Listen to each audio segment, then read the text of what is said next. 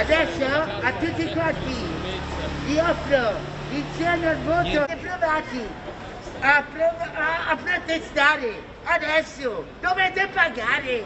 Avete capito? Giudice, digli qualcosa a questi. Quando è arrivata la precettazione, signori? Non è arrivata, non è mai stata arrivata! E dovevate svolgere un servizio di utilità sociale nonché pubblico. Ma non è arrivata la precettazione! Certo che è arrivata! No! È stata imposta dall'Islam. Abbiamo mandato la slide. No! Sì! WhatsApp. E comunque io sono il giudice, sarò io a decidere se il vostro comportamento sia stato corretto o scorretto, al di là di ogni sostenibile motivazione. Ma i giudici che hanno voi deciso che non potete è stato addurre. scorretto! Alcuni giudici, ma no io che sono il giudice superiore, vi dico che il vostro comportamento è stato scorretto. No, noi vogliamo il servizio diritti! pubblico di trasporto sia ai minimi termini ogni giorno, voi dovete obbedire. Siamo a lavoratori, quello non che... siamo schiavi!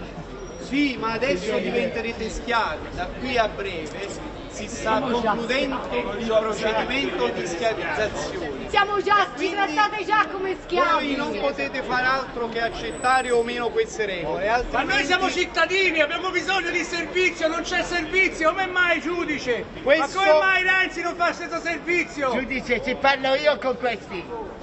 Ma viceprefetto, ma lei cosa ha fatto in questo tempo? Perché non parla viceprefetto? Ecco, questo deve chiederlo al prefetto. Viceprefetto, ci dica cosa hanno fatto questi lavoratori! Ma non ha un'identità, viceprefetto! Tanto abbiamo il conto arancio. Il conto arancio paga tutto. Non si muove più il prefetto! Prefetto, Viceprefetto! viceprefetto. Vada in aula ogni tanto! Ma si presenti anche qualche volta, ma non è sempre troppo! Spende altri soldi! Ma cosa vogliono questi cittadini? Ci hanno Cittadini, sono i votato soldi nostri! il 41. Non potresti usare questi soldi per il trasporto pubblico invece per fare le multe ai lavoratori! Ma voi ce l'avete il 41%. Io so il 41%. Quando c'erano quegli altri c'era il 12%. Poi col 4,3% montiamo su il 6% e il 4%.